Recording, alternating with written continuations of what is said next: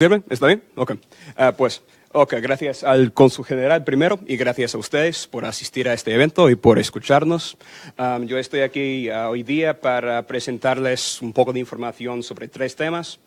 Fraude de notarios, además de esto, estatus de la visa U para víctimas de crímenes y también estatus para víctimas de violencia doméstica. Para explicar primero un poco más sobre mí mismo. Okay. Yo soy James Warstick, yo soy un abogado de derecho, yo soy un licenciado en 3 estados, okay. Y como probablemente pueden oír por mi acento, yo tengo raíces familiares en España, okay. Pero yo voy a empezar primero con fraude de notarios, okay. Hay personas, bueno, ¿está?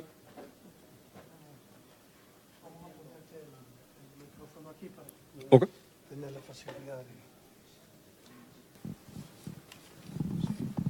Pongo el micrófono ahí. Ok, gracias. Sí, está mejor, gracias. ¿Sí funciona? Ok. ¿Está bien? Ok. Ok, vale, pues. Primero yo voy a hablar con ustedes sobre el tema de fraude de notarios, ok. Y Ana María ha hablado un poquillo sobre esto antes, pero yo voy a hablar un poco más detalle, ok. Hay personas en la comunidad que dicen que pueden ofrecer servicios, incluso unas personas que tienen certificado oficial diciendo que son notarios, ok. Pero ellos no tienen ningún derecho legal de ofrecer servicios legales a personas y ellos violan la ley cuando lo hacen, ok. Estos servicios pueden incluir consejo legal, preparación de documentos como testamentos o acuerdos de custodia y también muchas veces hay personas que ofrecen llenar formularios de inmigración o hacer aplicaciones o peticiones para beneficios migratorios. Esto es lo más común, ¿okay? Las únicas personas que tienen derecho de representar a personas en procedimientos legales, ¿okay?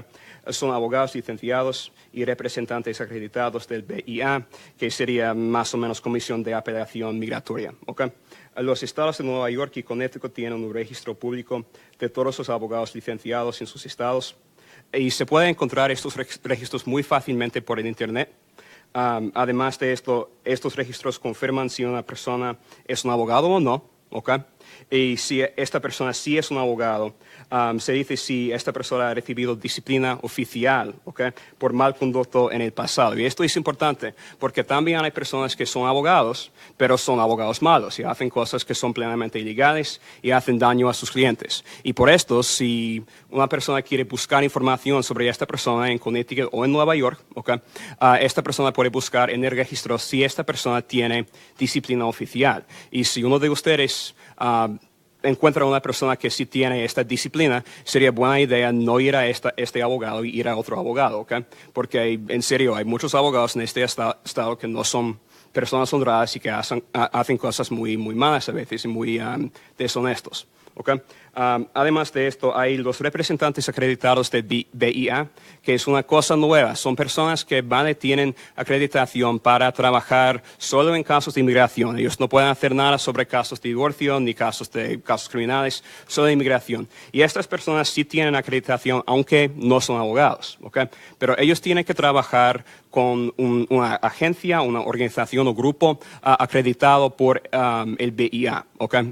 Y se puede también encontrar una lista oficial, otro registro que dice todos los grupos acreditados. Y si una persona está diciendo que vale, pues yo soy un representante de BIA, pero yo no trabajo con ninguna organización, esta persona no tiene derecho de trabajar. Y desafortunadamente ya hemos visto ahora, aunque es un programa muy nuevo, ya estamos viendo personas que están trabajando como notarios esencialmente, como personas, practitioneros falsos, que dicen que tienen acreditación del BIA, pero no tienen. Y por esto, básicamente, el punto que me gustaría que ustedes lleven de esta conversación es que si una persona no aparece en el registro oficial de abogados, o si esta persona les está diciendo que es un miembro un representante del BIA, si su organización no aparece en el registro, esta persona no tiene derecho de representarles, ¿ok?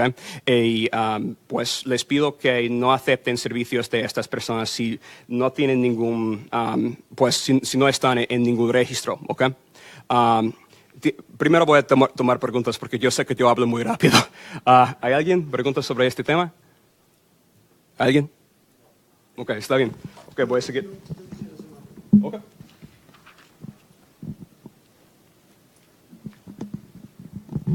La pregunta es respecto a la diferencia que existe entre un notario aquí y un abogado.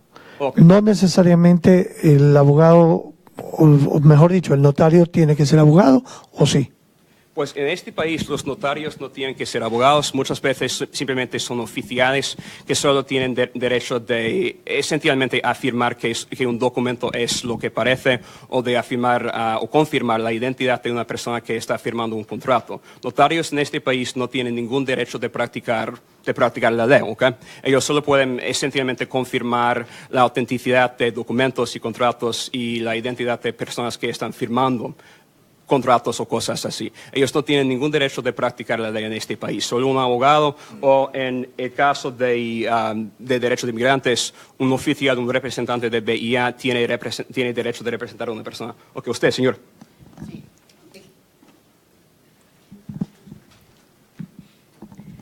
Existe aquí en Connecticut una regulación que impide esa práctica. Sí. Y de ser así, hay negocios que uno ve, por ejemplo, notarios, en los que dice asesoramiento de inmigración, dice formularios. ¿Por qué no se les castiga? ¿Por qué no se les prohíbe que tengan esos anuncios allí en notarías? Pues es un acto plenamente ilegal, completamente, pero Daniel puede explicarle en más detalle por qué sigue pasando, ¿ok? Sí, excelente pregunta. Yo trabajo en Stanford con un bufete de inmigración y parte de la Asociación de Abogados de Inmigración en Connecticut hay un comité que se llama The Unauthorized Practice of Law, ¿verdad? Es un comité dedicado a encontrar estos negocios que están actuando como abogados.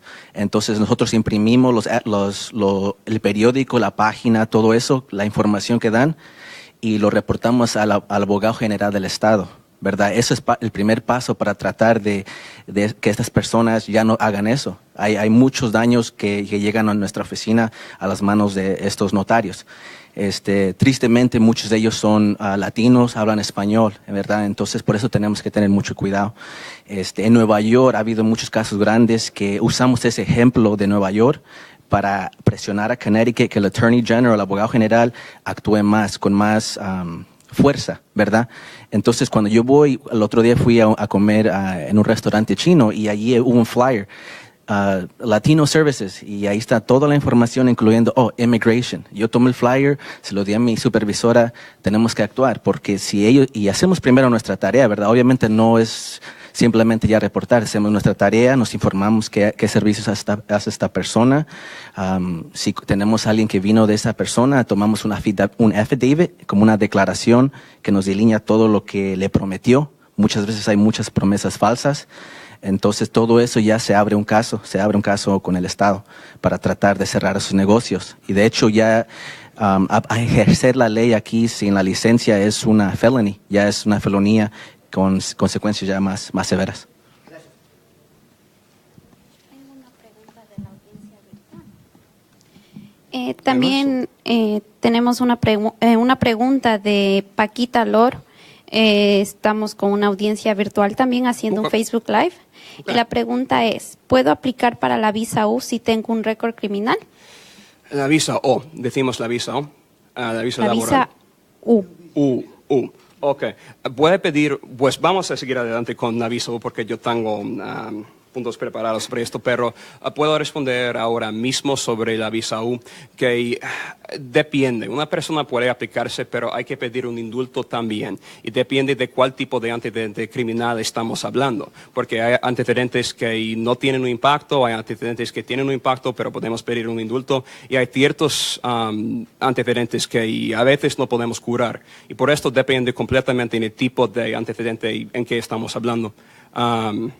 Pero sí, normalmente se puede pedir un indulto y además, pues, lo que estamos hablando ahora depende completamente de la situación porque el indulto también tiene que ver con a veces la situación familiar de la persona, el desarrollo mental, hay muchos factores. Lo más fácil para mí, ¿puedes enviar comentarios a ella?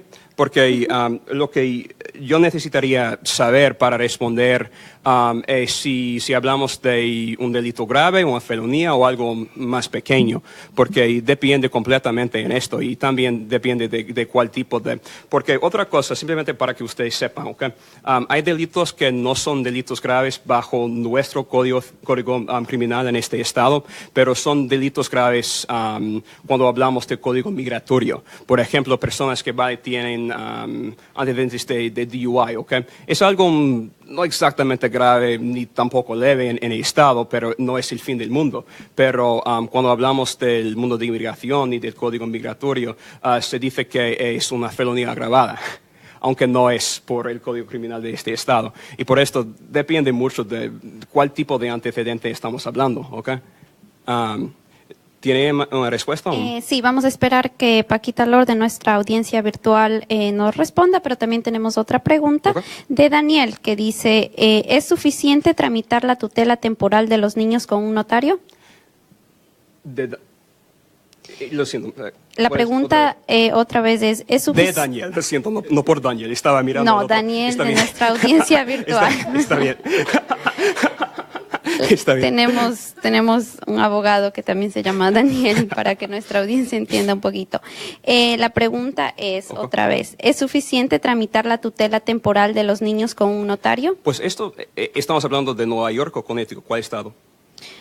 Podríamos asumir de Connecticut, ya que el taller pues se esto está sería dando una acá. pregunta mejor para María. Sí. Si hablamos de Nueva York, yo Sí, puedo responder, pero- claro. Sí. Depende del estado exactamente qué tipo de documento usted tiene que desarrollar. En el estado de Connecticut, una tutela temporera, de hecho, es muy fácil de obtener con una designación y no necesitas ir a un notario. Simplemente es un documento que nosotros lo tenemos disponible en junta, que usted puede llenar. Nosotros sí recomendamos que hable con un abogado y por eso proveemos clínicas de asistencia legal una vez al mes para que se asesore y que esté seguro de que sí puede hacerlo. No necesita notario, lo que necesita es el nombre de la persona que sería, ¿verdad? El tutor temporero. Y entonces ambos padres tienen que firmar este documento. Si hay uno de los padres que no está presente en la vida del niño, y no es porque está, ¿verdad? Ha fallecido, entonces ahí se pone un poco más complicado porque ahí sí tendría que ir a corte para remover los derechos del padre o la madre que está ausente. Pero eso, la contestación larga es no necesita ir un notario, pero recomendamos que hable con un abogado para estar seguro de que lo hacen bien. Ok. ¿Hay más preguntas? ¿O podemos seguir adelante? ¿Está bien? Ok, está bien. El segundo tema que quiero discutir con ustedes es la visa para víctimas de crímenes. Esto se llama, como ya hemos discutido un poquillo, la visa U, ¿ok?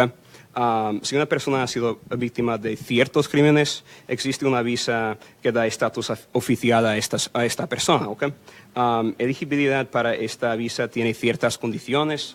La primera condición es pues haber sufrido un crimen que es un crimen, decimos entre comillas, elegible, ¿ok?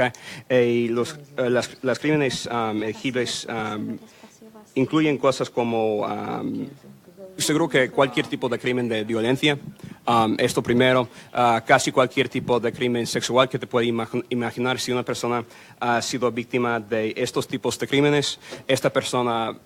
Vale, ya tiene el primer paso hacia la visa de U, que es haber sufrido un crimen elegible.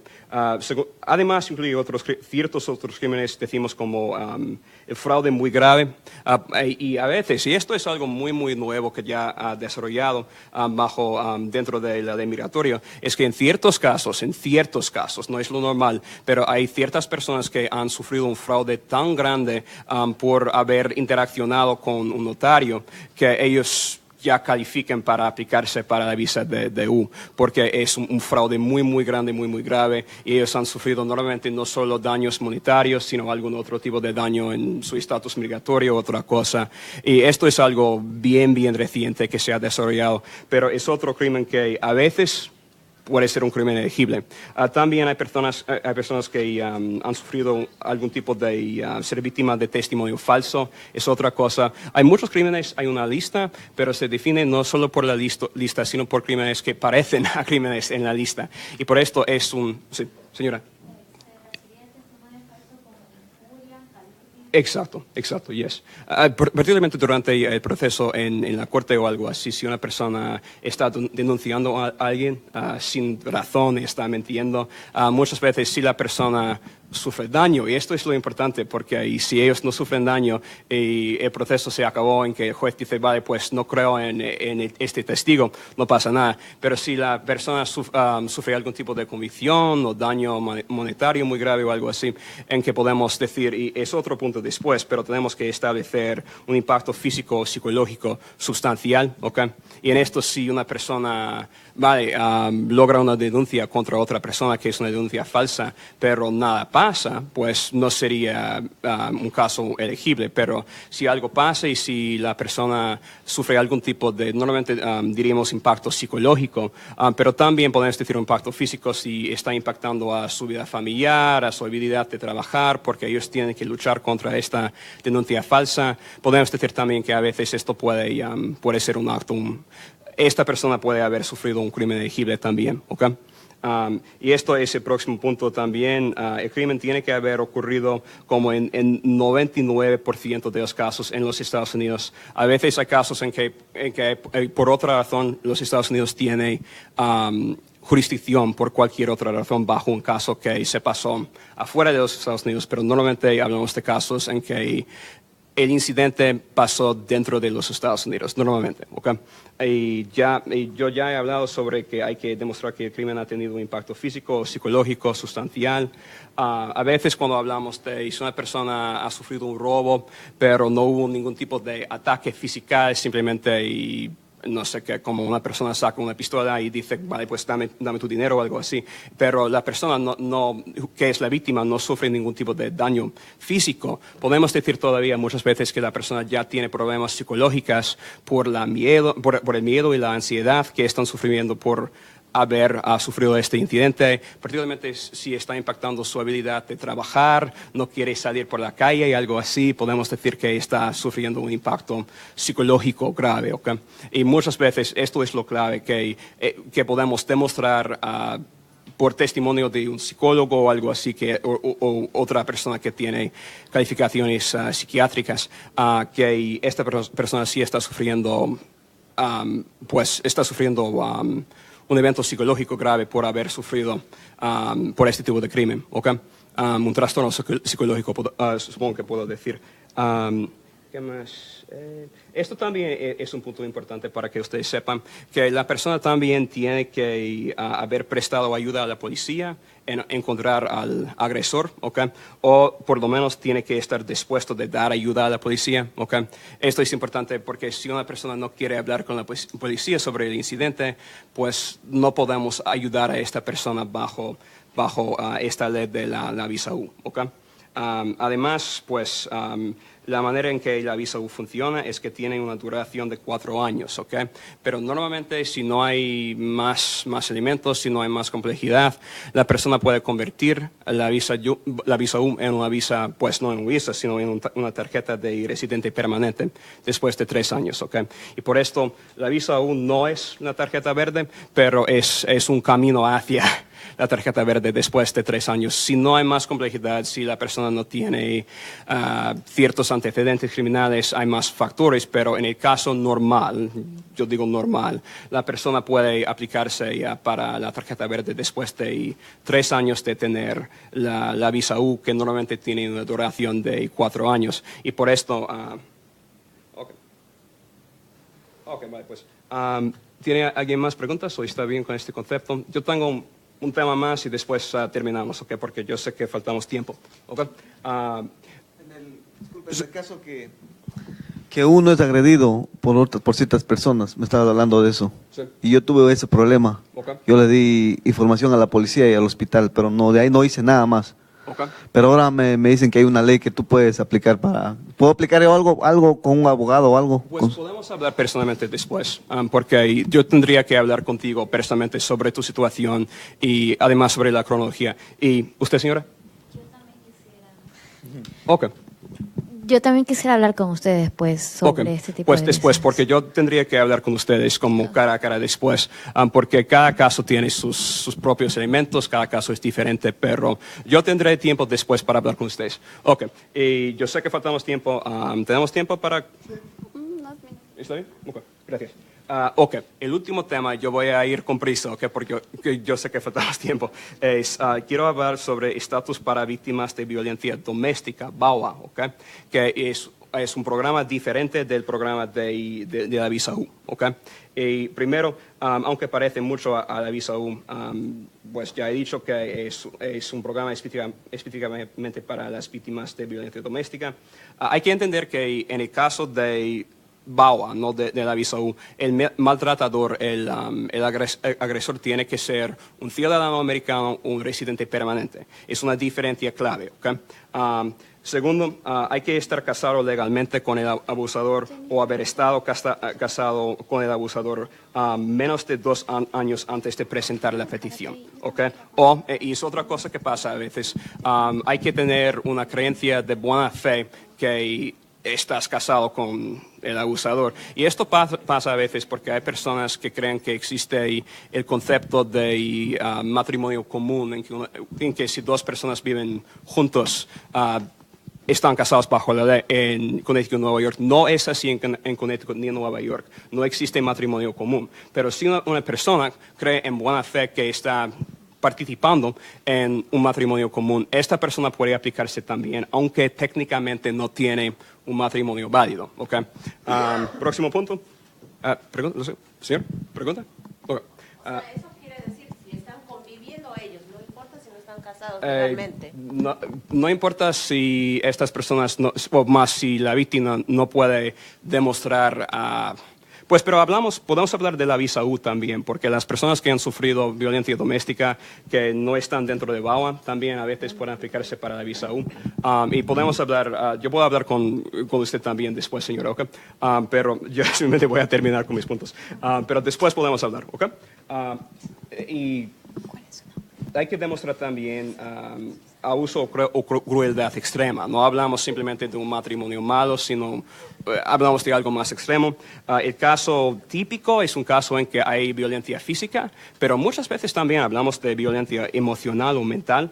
Ejemplos, yo he visto incluso casos en que una persona está intentando intencionalmente empeorar una condición psicológica como depresión o ansiedad de la otra persona. Y ustedes pueden imaginar las cosas que uno haría para empeorar una condición psiquiátrica.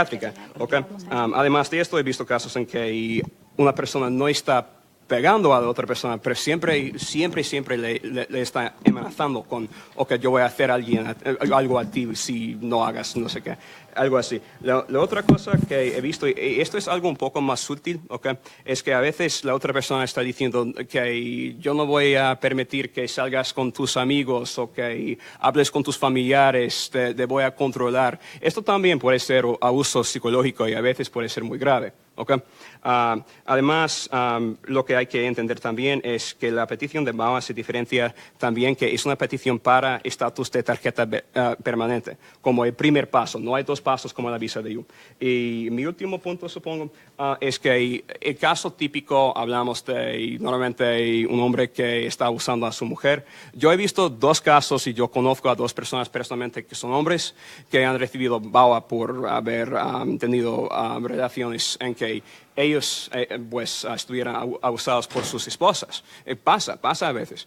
Y el primer caso que yo conozco es un hombre que él se casó con una residente permanente y ella estaba abusando físicamente a sus hijos, ¿okay? Para vengarse de él. Y él pudo aplicarse para BAWA porque lo que pasa tiene un final feliz, yo tengo que decir, porque él ya tiene custodia de sus hijos, ese divorcio de su esposa y ya es ciudadano, ¿okay? Hace años ahora. Pero lo que pasó es que él, durante su aplicación, él pudo argumentar con éxito que él sufrió esencialmente un abuso psicológico muy, muy grave por ver a sus hijos sufriendo por la maldad, básicamente, de su esposa. Y él ya tiene su estatus. El otro caso que yo conozco es de un refugiado que se casó con una mujer estadounidense, ciudadana, que siempre cuando él estaba haciendo que a ella no le gusta, ¿okay? Ella siempre diría, oh, vale, yo voy a llamar a ICE porque eres un inmigrante y no mereces nada, esencialmente, para que te deporte a tu país. Y para entender la situación de este hombre, ¿okay? Él estaba huyendo de un país en que las fuerzas de seguridad, que son fuerzas muy corruptas en su país de origen, ya mataron a como 5 de sus familiares. Y para él hubiera sido una sentencia básicamente de muerte volver a su país. Y él desarrolló una ansiedad muy grave y otros problemas psicológicos.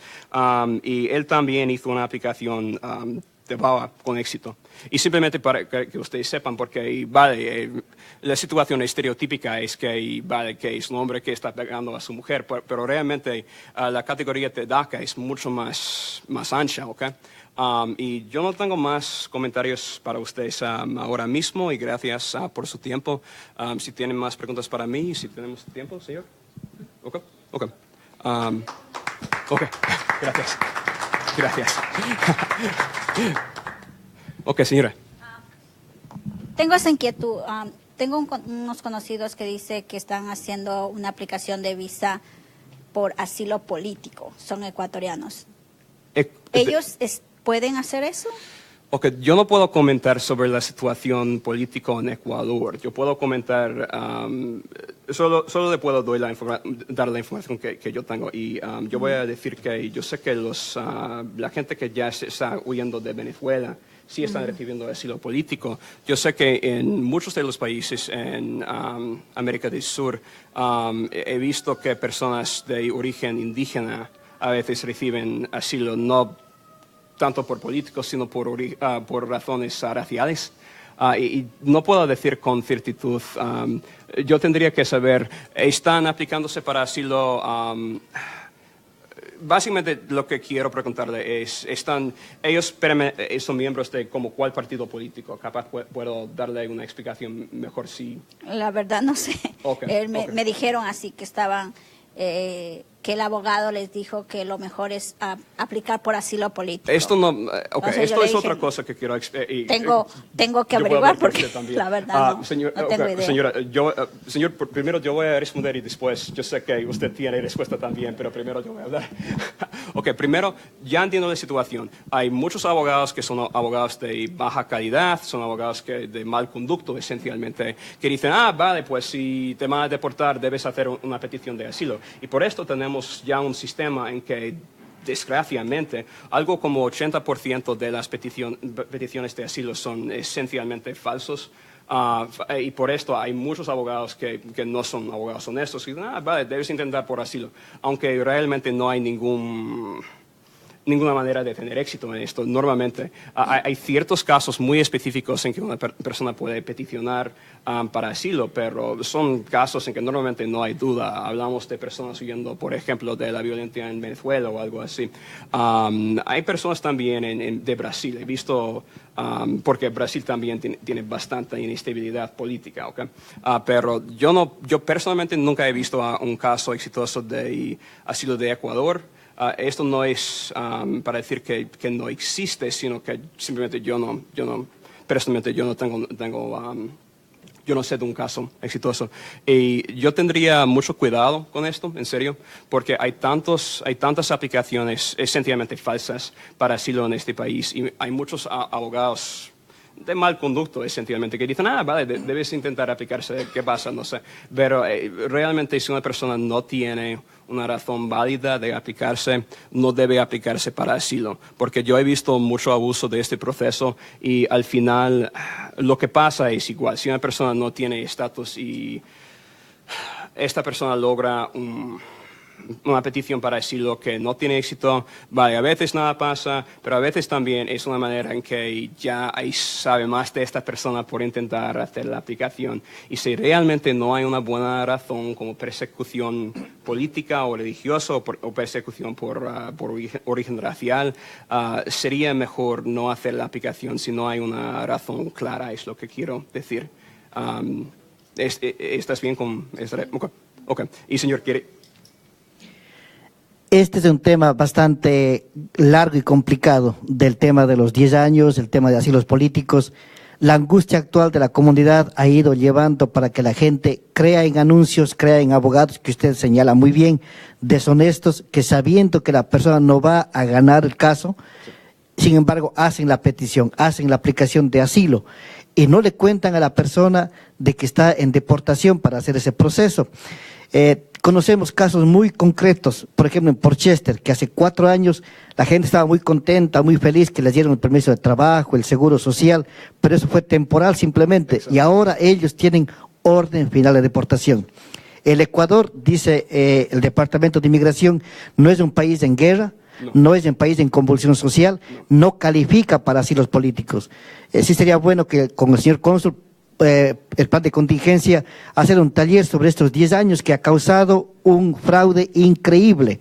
La gente desesperada por tener su permiso de trabajo temporal ha caído en esta situación muy lamentable, muy lamentable. Esto he visto muchas veces, desafortunadamente. Ok, pues, ¿hay alguien más? ¿Alguien más tiene pregunta para mí?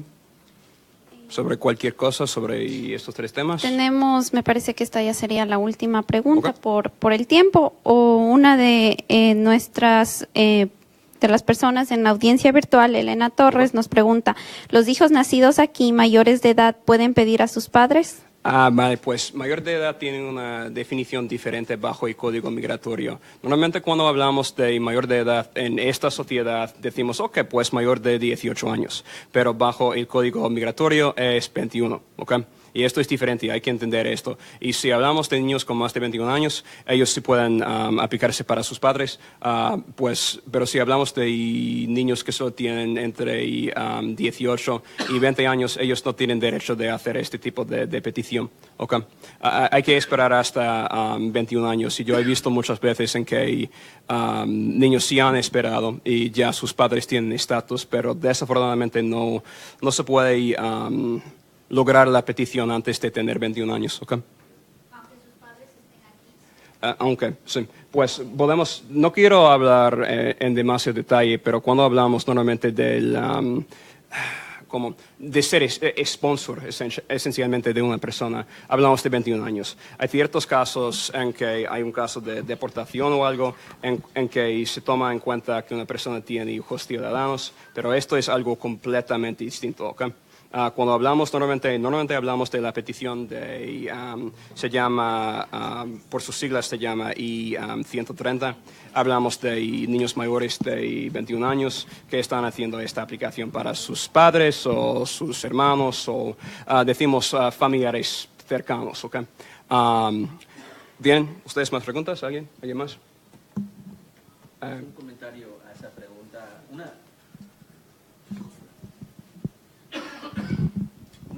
Una importante distinción allí, cuando uno hace el análisis del cliente en la oficina, una de las preguntas bien importantes es cómo entró el papá, ¿verdad? Porque cuando entras con visa es un mundo, se puede decir, es un análisis. El que entró con visa y se quedó, se puede decir, es más fácil. El hijo lo puede pedir cuando cumpla 21. Al contrario, el que no entró con visa, allí el hijo no puede pedir a los papás. El que no entró con visa, el que entró sin inspección. Ese es un detalle muy importante, porque nos han llegado clientes que vienen con esa pregunta, pero si mi hijo ya cumplió 21 años, ¿cómo entraste? O entraste sin inspección. Entonces ya ahí ya se puede decir, ya viene una X, ¿verdad? Entonces ahí el que puede pedir por esa persona es su esposo, si es un US citizen, ¿verdad? Y luego ya es otro análisis, pedir el perdón, extreme hardship to the US citizen, que es extrema dureza al ciudadano. Entonces, esa es una importante distinción, cómo entró la persona, con visa o sin inspección. Sí, esto es bastante importante y depende, puede determinar el curso del caso, esencialmente. Y esto es bastante importante. Pero si vamos a hablar de extrema dureza, hay 3 tipos. Y esto es una diferencia que es una diferencia bastante fina. Pero hablamos de casos en que, como Dani ha dicho, en que hay que pedir, decimos ahí el indulto de I-601A y también hay el indulto de 601 simplemente, y son diferentes. Y esto es otra cosa. También hay el indulto de 212. Y todo esto depende del caso, y esto sería una conversación mucho más larga, ¿ok? Sobre todo esto. Pero después, porque yo no quiero tomar más tiempo, señor cónsul, volvemos a ver después, señor, ¿ok? Ok, gracias. Señor cónsul. Gracias. Bien. Ese micrófono muestra. Bueno, quisiera nuevamente agradecer la presencia de los panelistas. Realmente ha sido muy importante toda la información que ha sido facilitada. Quiero decirles que también estábamos a través de Facebook Live. Hemos llegado a una audiencia muy importante en el mundo de Internet. Y eso ha permitido también, como ustedes han visto, preguntas que han salido del público, que están conectados a través de esta red informática. Quiero también destacar dos cosas importantes. Esto vamos a seguirlo haciendo, tentativamente tenemos una fecha para el 16 de junio, repetir, si es posible, este encuentro, para que también podamos seguirnos nutriendo de toda la información y actualizar pues todos los casos que se puedan dar. Por ahora, la información que nos ha provisto la abogada Ana María se va a quedar aquí en el consulado para que nosotros podamos tenerla a disponibilidad de todos los compatriotas que quieran tener este tipo de información, pues la pueden adquirir acá. Jennifer, que es nuestra delegada de contingencia aquí en Connecticut, ella está con nosotros aquí todos los días. Si hay alguna pregunta, alguna duda, algún contacto, a través pues de Jennifer lo podemos hacer para, lógicamente, fortalecer un poco la relación que existe con las organizaciones y, lógicamente, este plan de contingencia.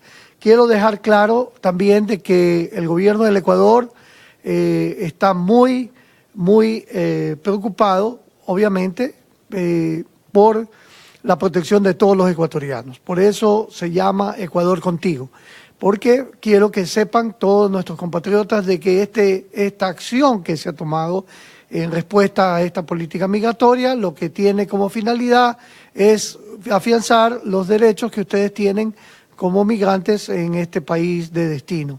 Pero definitivamente hay que resaltar dos cosas muy importantes.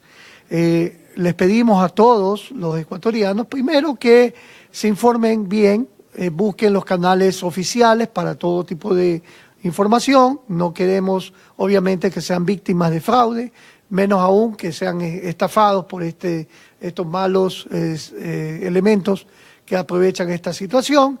Y definitivamente confiamos que tanto los Estados Unidos como es en el Ecuador, nuestras políticas de migración para todos los que residen en el Ecuador es una política abierta de justamente que les permite establecerse en nuestro país y lógicamente gozar de todos los beneficios de ser un residente en el Ecuador.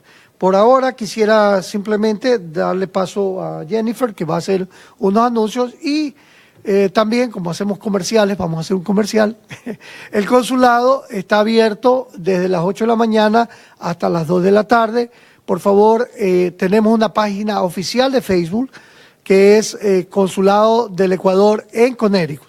Por favor, les pedimos que a través de esa página o a través de la página web, que es connecticut.consulado.gov.es, también puedan ustedes contactarse. No solamente por teléfono pueden contactar este consulado, pero sí es importante que nos dejen un teléfono para poderlos contactar, porque como ustedes saben, muchas veces la saturación de llamadas no nos permite contestarlas todas.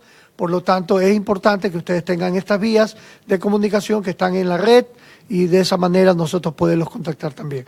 Además, quisiera decirles que hemos implementado un sistema de previa cita, lo que permite garantizar ser atendido al ecuatoriano sin necesidad de espera o sin necesidad de esperar que lo atiendan. Simplemente hace su previa cita y el día que estamos atendiendo específicamente para esa cita, el ecuatoriano se acerca al consulado, es atendido e inmediatamente que es atendido se puede ir. Las citas están dispersas de acuerdo a un calendario de atención que son lunes y martes. Hacemos los temas de pasaportes y doble nacionalidad. miércoles y jueves hacemos lo que es ID consular, que es importante para los ecuatorianos que también son aplicantes para tanto el beneficio del 4x4 como también para el beneficio de las licencias de conducir acá en Connecticut. Y los días viernes estamos atendiendo con los temas de poderes o todo lo que son actos notariales. Entonces, les hago público esto para que todos sepan y definitivamente se pongan en contacto con este consulado para seguirlo sirviendo y lógicamente sean bienvenidos. Muchas gracias con esto y bueno, gracias también, ¿no?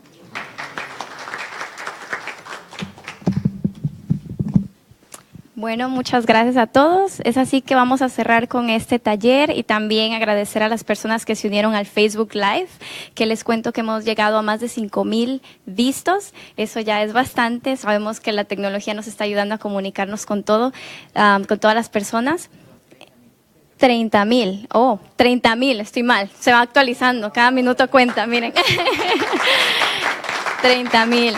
Wow, agradeciéndolos desde casa, si nos están viendo, muchísimas gracias. Sigan conectándose, así como en la página oficial de sus consulados, del lugar o el estado en donde ustedes viven.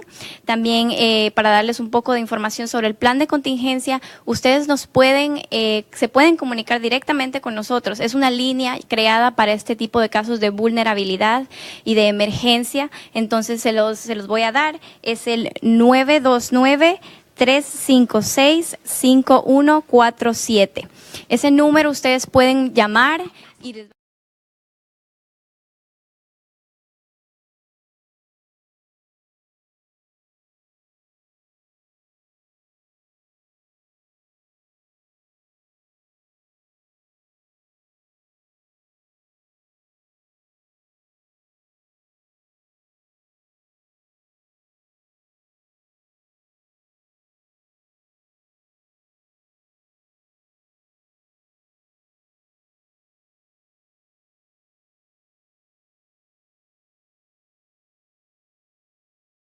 de chequear ese correo y responderles y hacerles el debido seguimiento.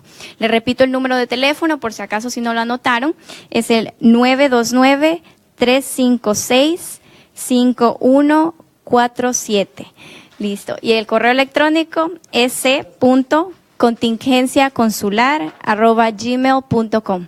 Es así que ahora sí les agradezco a todos su asistencia, la ayuda, a las personas que están aquí presentes y a las personas desde el Facebook Live en su casita disfrutando de esto también. Muchísimas gracias y un aplauso para todos.